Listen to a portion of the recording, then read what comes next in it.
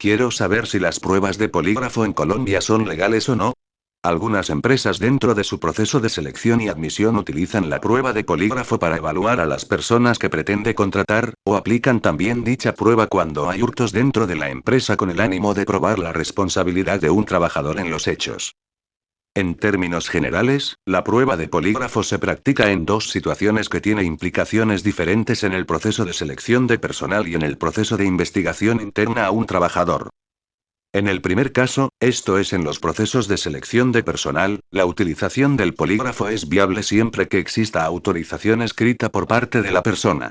Si miramos el caso de las empresas de vigilancia, estas a pesar de estar expresamente autorizadas por la Superintendencia de Vigilancia y Seguridad Privada para realizar dichas pruebas, se exige que en todo caso se cuente con la expresa autorización de la persona. Luego, hay que suponer que en el caso de las demás empresas, en caso de aplicar dicho procedimiento, se debe contar con autorización de la persona que se somete al proceso de selección en el cual se incluye la prueba de polígrafo.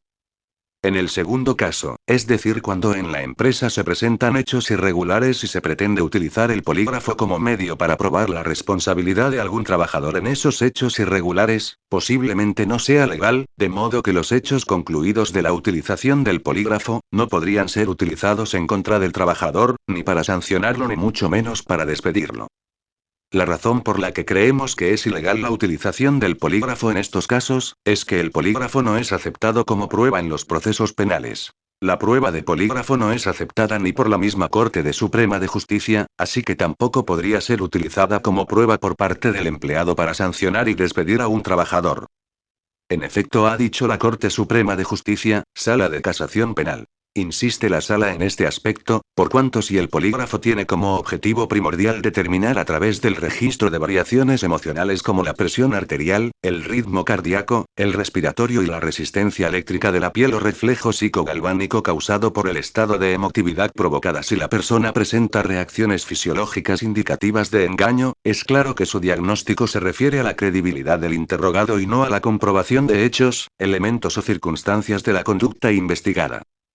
Es aquí donde reside la gran diferencia con otros medios técnicos empleados en el campo forense y que representan una ayuda inmejorable para la administración de justicia, pues mientras los experticios de ADN, de balística, de dactiloscopia o documentales para mencionar solo algunos, se dirigen a comprobar la existencia o no de un hecho, o la compatibilidad entre una y otra muestra, o la legitimidad o autenticidad de una determinada evidencia en pos de acreditar o desacreditar una circunstancia jurídicamente relevante, la prueba de polígrafo se encamina a sustituir al juez en su labor de valoración del testimonio, pues aquel no tiene como finalidad la demostración de un hecho procesal sino la de ofrecer un dictamen acerca de si un sujeto sometido a un interrogatorio dice o no la verdad en las respuestas a las preguntas que se le formulan.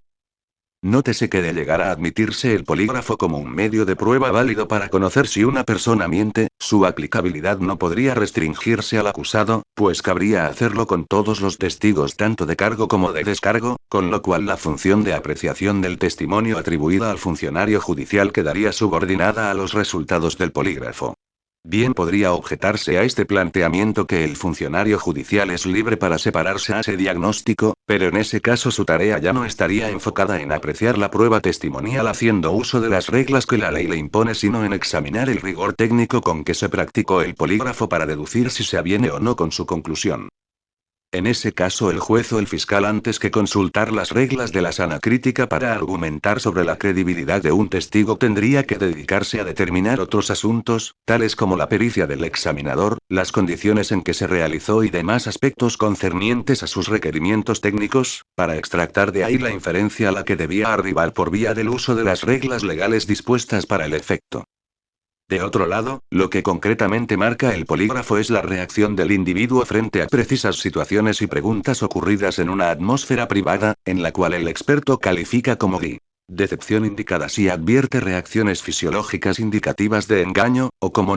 no decepción indicada si no las hay, y como no cuando no puede dar una opinión, pero en ningún momento esa diagnosis resulta idónea para transmitirle al funcionario judicial los conocimientos que requiere para adoptar sus decisiones, que es la finalidad de todo medio de prueba. Desde otro margen, no es cierto, como algunos afirman, que en el derecho comparado y específicamente en los Estados Unidos, lugar donde tuvo su origen el examen de polígrafo, se haya generalizado su aceptación como medio de prueba. La literatura informa de lo excepcional de su admisibilidad, hallándose limitada a los siguientes eventos. Y cuando hay estipulación entre las partes. Y una vez estipulada, cuando se usa para impugnar o corroborar un testimonio.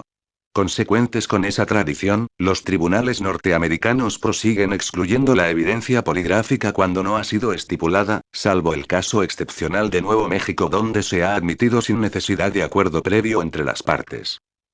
Ahora bien, en Colombia habría dificultades para admitirlo aun si fuera objeto de estipulación en los asuntos tramitados por medio de la Ley 906 de 2004, por cuanto el parágrafo del ordinal 4 del artículo 356 limita su procedencia a hechos o circunstancias y como se ha visto el polígrafo no es apto para demostrar hechos o circunstancias de la conducta punible sino para ofrecer un dictamen acerca de si una persona, en un ambiente determinado, respondió con la verdad o con la mentira a las preguntas estructuradas que se le hicieron.